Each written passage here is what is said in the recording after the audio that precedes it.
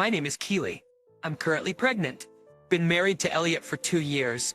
Finally, we're expecting our long-awaited child. I'm only 4 months along, but I'm already so excited to meet our baby.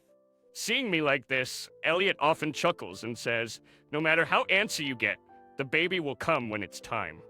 Just relax. I'm truly happy living with Elliot. The baby will come when it's time. Just relax.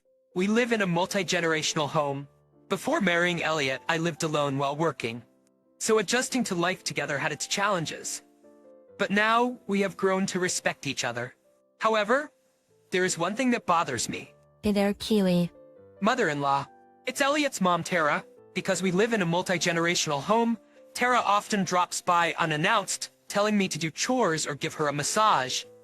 She's quite intrusive. Could you please ring the doorbell when you come? What? I've told you I'm Elliot's mother. Why should I listen to you, his wife? Just get on with the chores. Tara insists that I do the housework. I can manage some chores now, but what about when the baby is almost here? I hesitantly ask Tara, What will happen when I'm close to my due date and can't move around easily? What does it matter?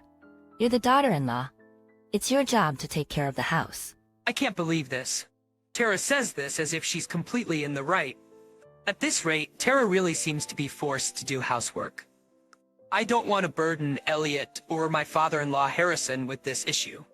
You seem troubled, Keely. If you want to talk, I'm here. You're carrying our grandchild, after all. I am touched by Harrison's kindness, but lie to avoid causing trouble. I'm fine. It's just the new experience of pregnancy and the changes it brings. Alright, but don't push yourself too hard.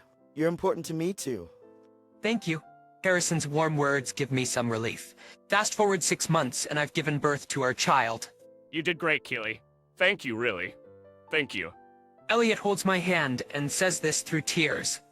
After giving birth, I'm set to stay in the hospital for a while with the baby. Will you be okay, Elliot? Can you manage the chores? Don't worry. I lived alone from college until we got married. I can handle a few chores. Elliot laughs, but my concern isn't just whether he can do the housework or not. I was anxious about leaving Elliot alone, thinking he might say something.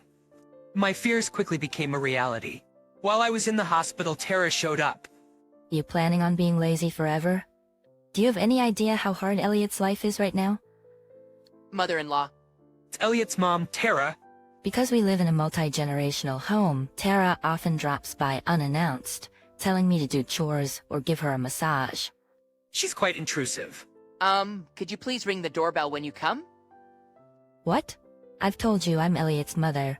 Why should I listen to you, his wife? Just get on with the chores. Tara insists that I do the housework.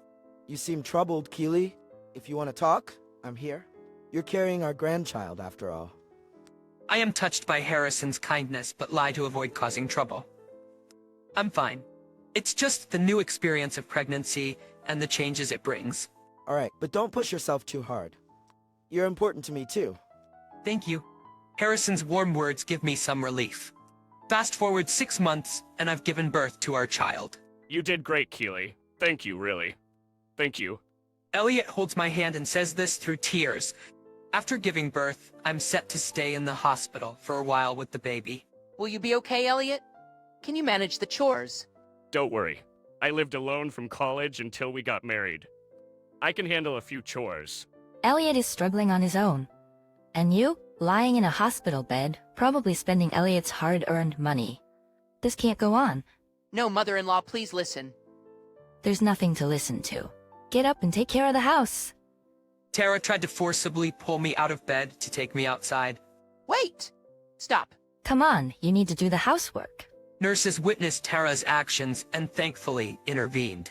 Tara was escorted out by the nurses, but not before yelling, "I'll be back tomorrow. You will do the housework." I always knew Tara was unreasonable, but this was beyond normal. I even felt my life was in danger. Something had to be done about Tara. So I took action. The next day, Tara returned to the hospital. Kelly, you are doing Elliot's share of the housework today. Tara stormed into the room only to look surprised. What? You and Elliot, why are you here? Yes, Elliot and Harrison were already in the room. You guys were home before I left. When did you get to the hospital? We drove here. What on earth are you doing? What did you do to Kelly, Mom? Bruh? Tara looked puzzled at their anger. What's wrong with you two? I was just trying to get Kelly to do some housework. Just housework? Are you kidding? Kelly is hospitalized. Harrison was fuming. Still, Tara looked as if she had done nothing wrong. Think about it. Elliot has to work, right? It's hard for him to also handle housework. It's sad when there's a daughter-in-law who should be doing it. Tara insisted, but Harrison was not convinced. Are you kidding me? You were hospitalized when you gave birth, right? So it's okay for you, but not for Kelly. That's different. I was weaker than others. Kelly is not. Tara's logic made no sense. She was just being selfish, with no logic at all. Why are you siding with Kelly so much? You're Elliot's father. You should be on his side. Tara was red in the face as she said this, but Harrison had something heavy to say. Do you even know who Kelly is? What do you mean? She's just a daughter-in-law, nothing more, nothing less. She should be listening to her mother-in-law. Don't be ridiculous. Kelly is not just any daughter-in-law. She's the CEO of the company where I work. What? She's the one who gave me a job when I was laid off and feeling down. That's right. I actually run a company that's quite successful, and when I heard Harrison was laid off, I wanted to help, so I offered him a job. I heard you had a layoff, but did you work for this woman? Or rather, this woman is the manager. This is the first time I've heard of that. You probably didn't know about it until now. We talked about it at the family meeting, but did you forget it? I do remember. I was too focused on the sneaky as a cat woman who stole Elliot. Tara seemed to have been acting out without knowing who I really am. Well, to be fair, her behavior was pretty rude even if she did know. But just because you're a business owner doesn't mean you can dump all the housework on Elliot. Even after learning the truth, Tara still said that to me. Seriously, how many times do you have to insult Keely before you're satisfied? And what about you? You could have joined a better company, but you chose this small business just because Keely was there? Where's your pride as a man? You're the one who's mistaken. Keely's company is actually quite large, competitive even with major corporations. What? No way. It's true. I would rather not say it, but I make a good salary. What? Keely, you're not just some housewife? When did I ever say I was just a housewife? You just assumed that. I actually run a substantial business. You're lying. Sorry, Mom, but being a stay-at-home dad isn't for me. I like my job well enough, and I've never really thought about quitting. Keely and I did talk about it once, but I decided to keep working. What are you doing? If you become a stay-at-home dad, you can just lounge around, watch TV, and eat snacks all day. You don't want that? What kind of image does Tara have of stay-at-home dads? Maybe she's been living that kind of life herself. Tara, now that you know who Keely really is, you should apologize for your rude comments. I will never apologize to this little girl. Enough is enough. It's not just the rude comments. You also tried to force Keely, who just gave birth and hasn't fully recovered, to come back home. So what? She's a housewife. It's her job to do housework. I'm telling you to consider Keely's health. She just gave birth to our grandchild. So what? I couldn't care less. I don't need a grandchild. All I need is Elliot. I was against the marriage in the first place, but you approved it. So I had no choice but to let Elliot go. That's why I made living in a multi-generational home a condition for the marriage. Ah, but I was the one who financially supported the multi-generational home. It was an unnecessary expense because you insisted on it. Elliot and Keely would have been in a nearby condo or something. Enough. I only agreed to the marriage because it would be a multi-generational home, but I never said you could steal Elliot away. You've lost it. Who's lost it? You guys are. I have raised Elliot all these years and now some little girl comes along and takes him away? So you're fine with Elliot staying single even when he's 40 or 50? Yes. As long as he lives next to us, that's fine. And what if we pass away before him? He'll be left alone. Is that okay? Of course. Who would complain about that?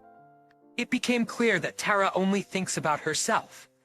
If Elliot had stayed single to take care of Tara and Harrison, he would be the one left alone when they pass away. She hasn't considered this at all. It's scary to think that she doesn't care about her son's happiness. Harrison seemed to feel the same fear. I have seen enough to know how terrible you are. I've always thought your love for Elliot was a bit extreme, but this is beyond that. I can't live with you anymore. I want a divorce. What? Wait, what are you saying? You brought this on yourself. If you're only gonna think about yourself, then stay out of our lives. Wait, this isn't a joke. Why do I have to hear this? There's no way we're getting a divorce. Where would I live? Rent an apartment and get a part-time job. No way, both my parents are gone and I have no family home. Asking for a divorce is too cruel. You just said the same thing to Elliot, didn't you? You didn't think about him being alone, but now that it's about you, you're panicking? What are you, huh? Tara was taken aback by Harrison's sudden decision. The possibility of suddenly becoming single and divorced was understandably unsettling. Just then, Tara glared at me. Hey you, what are you gonna do about this? Because of you, my husband is furious. Tell him that asking for a divorce is going too far. You're asking me to do that? No, thank you. You've caused me enough trouble already. What trouble?